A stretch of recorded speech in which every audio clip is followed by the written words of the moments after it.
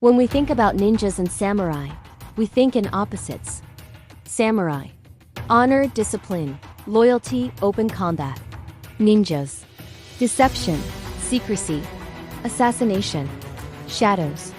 Movies taught us that ninjas were enemies of the samurai, that they represented chaos against order, but history tells a different story. Ninjas and samurai were not opposites. They were complementary tools inside the same system. And neither disappeared because they failed. They disappeared because the system evolved past the need for them. To understand this, we need to forget the idea of Japan as a unified country. During the Sengoku period, roughly the 15th to early 17th century, Japan was fractured. No central authority. No stable borders. Power shifted constantly between regional warlords called daimyo. Warfare wasn't episodic, it was structural. Villages changed allegiance. Armies moved seasonally. Intelligence was incomplete, delayed, or false. Survival depended not on honor, but on information. Samurai were not knights in shining armor. They were a military bureaucratic class. They collected taxes, managed land, enforced loyalty. Their swords symbolized status, but most of their power came from administration. During constant war, samurai fought. During peace, samurai governed.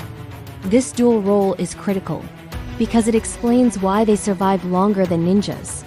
The word ninja is modern. Historically, they were called shinobi. Shinobi were not a class. They had no uniforms, no banners, no public identity. They were specialists recruited when normal structures failed. Many came from regions like Iga and Koga, mountainous areas with weak central control.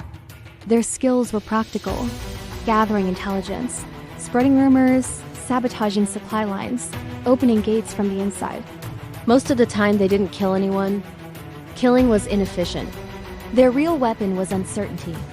Here's the part pop culture avoids. Shinobi worked for samurai. Daimyo hired them openly, just not publicly. There was no contradiction between honor and espionage during wartime. Honor codes were flexible when survival was at stake. What later generations called dishonorable was once considered intelligent strategy. The rigid honor code we associate with samurai, Bushido, solidified after major wars ended. Why? Because once peace arrives, violence needs justification. The warrior class needed a moral framework to maintain status without constant warfare. Bushido wasn't the ancient truth. It was ideological stabilization. In 1543, Portuguese traders introduced firearms to Japan. Within decades, Japan became one of the world's largest producers of guns. This changed warfare permanently. Years of sword training became unnecessary. Peasants could be armed. Formations mattered more than individuals. Skill was replaced by systems. Samurai adapted, but their mystique weakened. Shinobi adapted too, but their role shrank. When Tokugawa Ieyasu unified Japan, stability arrived. And stability is hostile to variance. Shinobi skills didn't disappear. They were absorbed into internal security, intelligence offices, policing structures. Espionage became institutional. Once intelligence becomes bureaucratic, independent operatives become liabilities.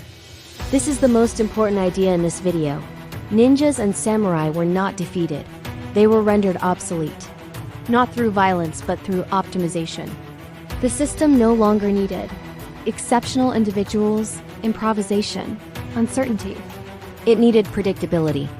This pattern repeats everywhere in history.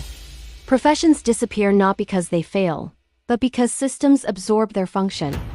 The question isn't whether progress is good or bad. The question is, what happens to people whose usefulness becomes invisible? Let me know what you think. Like, subscribe, and follow NextFrame for history beyond myth.